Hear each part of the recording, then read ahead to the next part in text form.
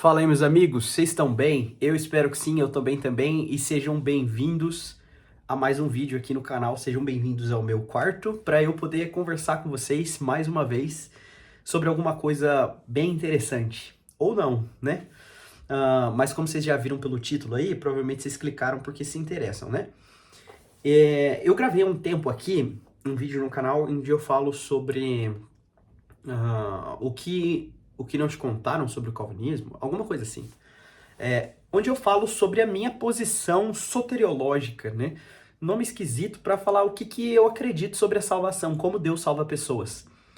E nesse vídeo eu falo, né, que a minha posição é calvinista, o que nem sempre, né, não necessariamente quer dizer o que todo mundo entende aí por calvinismo, ou os fantasmas, os espantalhos que se criam sobre calvinismo, né? Então eu tentei explicar um pouquinho de o que a gente acredita sobre isso, né? E aí eu recebi um comentário aqui especificamente, né? Desde sempre, quando eu explico sobre salvação, quando eu dou alguma aula na escola bíblica, ou quando cito alguma coisa em alguma pregação, sempre gera dúvidas, né? Principalmente no tipo de ambiente em que eu tô, que a minha igreja local é carismática ou pentecostal, né? Tem umas diferenças aí, mas de maneira geral é o que a gente acredita. O que é a forma mais fácil de colocar no mesmo grupo, assim, né? Carismático e pentecostal. Onde a maior parte das tradições que vêm dessas doutrinas, né, de carismáticos e pentecostais, costumam ser arminianos. Por mais que, geralmente, né, essa posição ela não é sustentada muitas vezes, não na maioria das vezes, mas muitas vezes, essas posições não são sustentadas por uma gama bem grande de doutrinas firmadas, mas mais por tradição e cultura mesmo, né? A maioria das igrejas pentecostais, elas são arminianas, mas nem sempre, né, todo mundo ali tá pensando muito nessas doutrinas.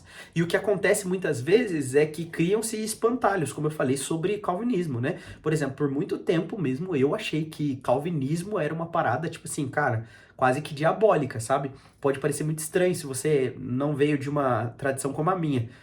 Mas era assim, né? Se alguém era calvinista, a gente tratava quase como decepção, né? Tipo assim, descobria que um pregador que a gente gostava era calvinista. A gente falava, puxa, gostava tanto de fulano, não acredito que ele é calvinista. Parece que descobriu que era um criminoso, né? Mas conforme a gente vai estudando, a gente vai vendo que na verdade não tem nada disso. O oposto também pode ser verdade, né? Tem muita gente que vem de uma tradição mais reformada, mais tradicional, assim, né? Que quando descobre que alguém é arminiano também fica extremamente decepcionado. E que grande besteira, né? Que grande besteira. Inclusive, assim, sempre que eu falo alguma coisa assim na internet, vem uns comentários que, puxa, é quase que convocando para uma batalha até a morte, né? E lembrando mais uma vez, esse canal é da paz, ok? A gente não tá aqui para ficar discutindo muito, mas sim pra gente aprender mais junto e de repente você que tem uma visão diferente conseguir ver da perspectiva de outra pessoa que não pensa tão parecido assim com você. Mas uma coisa que eu citei, né, no vídeo passado, e que veio à tona, né, é a questão da presciência, né? Um dos comentários, inclusive, né, falava que talvez eu tenha tratado com não tanta importância esse tema, inclusive como se a presciência fosse uma resposta que o arminianismo dá, enquanto o calvinismo não tem resposta alguma, né? E resposta para quê, né? Essa é a pergunta que a gente tem que fazer. Resposta para quê? E aí vem esse ponto precisa ser bem colocado para a gente não ficar falando em torno de uma coisa que a gente não identificou o que é. Então, para a gente falar sobre a mesma coisa, né, a gente precisa pensar assim. Algumas questões surgem quando a gente fala de salvação, soberania, eleição, predestinação, esses nomes todos, né? Mas a principal das perguntas, né, que surgem com relação a isso é como Deus salva as pessoas e por que isso é importante, né? Porque tem algumas questões que elas não são tão explícitas, mas que quando você vai cavando, elas vão surgindo, né? Que é assim, se Deus escolheu pessoas para salvação, qual critério Deus utilizou para essa escolha, não é verdade? Aí algumas respostas vão surgir, né? E é daí que vem a grande confusão que a gente tá tentando responder num vídeo como esse, né? Se Deus escolheu pessoas para a salvação, qual foi o critério em que Deus utilizou para essa escolha? A primeira resposta seria assim, né? O critério, como alguns sugerem, foi a presciência de Deus. E o que é presciência? Como a palavra diz, é um conhecimento prévio. Um conhecimento que Deus tinha antes de criar qualquer pessoa. Conhecimento a respeito do quê? De quem essa pessoa seria, de se ela teria fé ou não, né? E assim, por que que essa resposta ela é um pouco problemática, né? É o que eu bati até um pouquinho no último vídeo e o que ficou em aberto e algumas pessoas vieram me perguntar, né? Mas poxa, isso não tá certo, né? Porque se Deus conhece todas as coisas, ele sabia mesmo quem vinha a crer, né? Mas é que aqui vocês percebem que a gente entra em coisas bem paradoxais, e esse é o grande risco, às vezes, de falar de temas como calvinismo, arminianismo. A gente acabar caindo por uma questão mais filosófica do que teológica, né? Quando a questão ainda é teológica, a gente está pensando no que a Bíblia fala sobre as coisas. Quando a questão fica mais filosófica, a gente começa a pensar no sentido das coisas, né? Em o que faz sentido e o que não faz sentido. E aí, essa não é a minha ideia com esses vídeos. A minha ideia não é pensar no que faz sentido, logicamente falando, ou não, mas sim no que a Bíblia quer falar, ok? O que a Bíblia quer falar sobre salvação? Quando 1 Pedro fala que Deus elegeu pessoas pela presciência, o que Pedro quer dizer com isso? Será que é isso que eu acabei de explicar? Pedro quer dizer que lá antes de criar todas as coisas, Deus fez uso da sua onisciência para poder discernir quem seriam as pessoas que iriam crer? Pode ser um argumento que num primeiro momento faça algum sentido, mas a verdade, se você pensar mais, você vai ter outros paradoxos aí que ficam meio difíceis de responder. Por exemplo, se Deus é soberano e por isso viu quem creria, Deus não é soberano também sobre a atitude de quem creu? Então será que isso não fica um argumento meio circular de pensar que Deus viu quem creu, mas creu quem Deus viu? Entendeu? Tipo assim, Deus salvou pessoas porque viu que elas creriam. Mas Deus salvou pessoas fazendo com que essas pessoas creem. A resposta que vai vir para isso é que não, Deus não tem nada a ver com a fé da pessoa. Na verdade, essa pessoa veio a crer porque fez essa escolha. Deus deu livre-arbítrio para as pessoas e por isso fez com que elas viessem a crer, né? Na verdade, Deus deu livre-arbítrio para essas pessoas e foi fazendo uso do seu livre-arbítrio que essas pessoas escolheram crer. Ele apenas viu quem é que creria. Mas aí você também não concorda que falar que a presciência é apenas Deus vendo para poder escolher não faz sentido? Se ele escolheu quem creria, mas e se ele escolheu alguém que não creria? Aí alguém diria assim, poxa, mas ele escolheu só porque viu crer. Eu sei que esse assunto fica bem complexo, né? Vai surgindo assim muitas questões, mas esse é justamente o ponto. Tá vendo que a questão vai caindo muito mais numa questão filosófica, muito mais num assunto filosófico do que teológico? E aí a gente tem que pensar se é isso que Pedro está querendo dizer mesmo quando ele fala com base na presciência, né? Eu acredito que não, né? E justamente os questionamentos que eu recebi mas então você tem que dar uma resposta, porque olha, o arminianismo já deu uma resposta. Deus elegeu com base na presciência. E a sua resposta, né? E eu não tenho uma resposta, né? O que eu tenho aqui é dizer o que, quando eu leio a Bíblia, eu penso que é o que mais faz sentido, né? E o que eu creio que mais faz sentido, segundo as Escrituras e não segundo a minha lógica e minha razão, é que Deus não levou nada em consideração sobre nós. Por quê? Porque a palavra fala muitas vezes que a fé que nós temos é um dom de Deus. Efésios fala claramente, né, que pela fé nós somos salvos, isso é um dom de Deus, não foi por obras para que ninguém se glorie, né? Por quê? Porque vamos pensar nesse jeito de enxergar a salvação, né? Enxergando presciência como Deus consultando o futuro para ver quem creria ou não. Isso não só mudaria a ordem, né? O tempo em que Deus viu algo para que ele então escolhesse, isso não daria mérito para alguém só mudando o tempo? Por exemplo, eu posso dizer, não, eu fui salvo pela graça de Deus, eu só criei.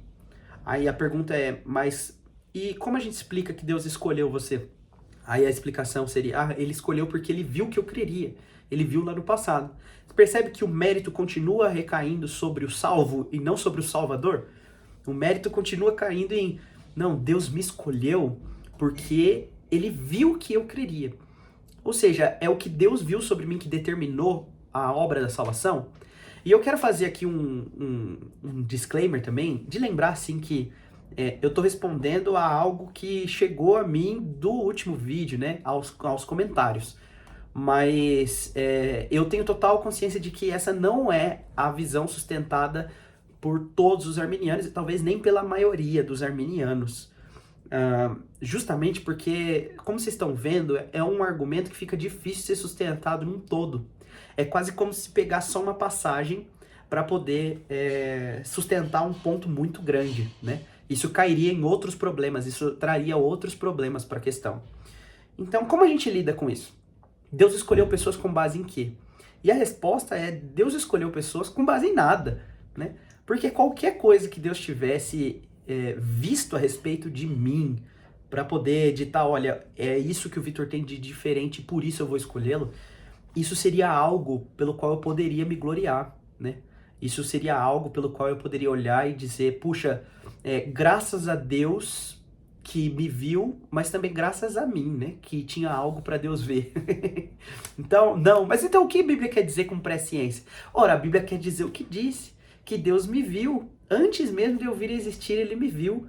Né? Não quer dizer que ele viu algo especial em mim, diferente, que justifique a sua escolha. Não, apenas de que ele me viu, de que ele olhou para mim desde a eternidade e com graça ele me escolheu para a salvação, ele me elegeu para a salvação. Isso sempre acaba, e eu sei que esse é um temor que muitas pessoas têm na hora de estudar salvação, calvinismo, arminianismo, porque isso sempre acaba, muitas vezes, por deixar as pessoas mais rodeando um assunto só e viajando, e como eu falei, caindo em questões mais filosóficas do que teológicas, quando elas chegam a essa conclusão, o que é um erro. A soberania de Deus, ela não serve para a gente ficar olhando minúcias e tentando identificar a soberania de Deus, né? Eu sei que isso rende até outro vídeo e eu prometo gravar aqui pro canal, porque se eu for falar sobre isso agora, o vídeo vai ficar muito grande e não é sobre isso que eu quero falar. Mas é que muitas vezes a gente fica pensando assim, agora que eu entendi que Deus é soberano, eu preciso conseguir identificar a soberania de Deus em qualquer coisinha. E aí as pessoas caem em buracos filosóficos, vamos dizer assim, de ficar tentando enxergar em qualquer coisa. Será que fulano é um eleito? Será que eu sou eleito? E não é para isso que serve a doutrina calvinista e muito menos a doutrina soteriológica como um todo, né? Pelo contrário, lembra que a palavra que define a doutrina reformada com relação à salvação e com relação a qualquer coisa é glória, e glória a Deus. Né? Nós aprendemos tais coisas não para ficarmos nos gloriando em algum entendimento ou conhecimento, pelo contrário, mas para nos gloriarmos apenas em Deus, em lembrarmos que toda glória, né, todo louvor deve ser dado a Deus. Você já se perguntou, por que as pessoas ficam pensando tanto, né, se Deus salvou assim ou assado? Né? O que eu posso dizer para você é que do que eu tenho visto da teologia reformada, que tem, sim, muitos pontos complicados também, né? É que nós estamos falando de um especificamente. Mas o centro disso tudo é dar mais glória a Deus. É pensar que, assim, nem na minha salvação eu posso me regozijar. Não, usei a palavra errada. Na sua salvação você pode e deve se regozijar. Mas é que nem na minha salvação eu posso me orgulhar. Né? Nem na minha salvação eu posso encontrar algo para ter orgulho de mim mesmo, sabe? Não. Até na minha salvação, até na minha fé, até no meu ir até Cristo, o que eu vejo é a obra de Cristo. Até mesmo em olhar para Deus e clamar por socorro, o que eu vejo é graça de Deus. Né? Se Deus não tivesse agido em meu favor, se Deus não tivesse vindo até a mim, vencido a minha ignorância, né, eu jamais conheceria a glória de Deus. Eu jamais teria ido até Ele. Eu sozinho por mim mesmo não consigo. E para fechar esse assunto, né, a questão que está por trás disso tudo, né, pra gente entender que é só é só Deus vindo até nós que nós conseguimos ir até Ele, a chave para isso é o entendimento da doutrina da depravação total, né? Que eu toquei um pouquinho mais no vídeo passado, né? É só entendendo a gravidade do pecado e os efeitos do pecado que nos deixam mortos e não doentes, né? O pecado nos mata, o salário do pecado é morte. E alguém morto jamais poderia ir a Deus. E se você quer ver o jeito que Deus te viu desde a eternidade, é nesse estado de morte, né? Então ele não viu nada em mim, ele não viu um morto que estava bem vestido, ele não viu um morto que tinha mais chances de crer, ele viu um morto, né? E aí, morto, ele me deu vida no espírito, e é através dessa regeneração, dessa vida, que eu vim a crer, que eu pude demonstrar fé, que eu pude chegar a Cristo, né?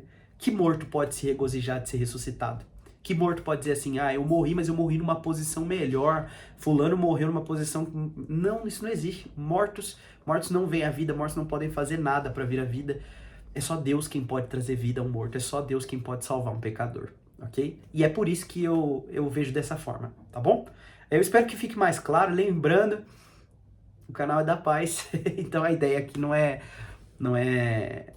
trazer nenhuma resposta que fique atravessada para ninguém. Eu sei que todo mundo que está estudando esse tema, pelo menos começa por um desejo de aprender mais mesmo, né?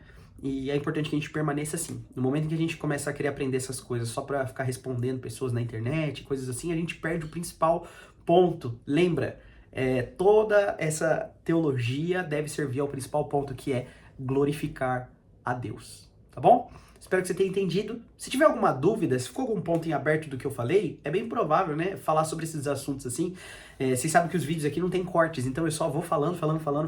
Eu sei que pode ter ficado alguma coisa. Se você ficou com dúvida ou tem algum assunto que surgiu que você acha que ficaria legal num vídeo, comenta aí, porque eu posso gravar mais sobre isso e aí todo mundo sai feliz, beleza? Deixa um like no vídeo, comenta alguma coisa, compartilha com alguém, se inscreve se não for inscrito, ativa o sininho para receber notificação quando eu postar um vídeo novo. Eu vejo vocês no próximo vídeo. Valeu, falou!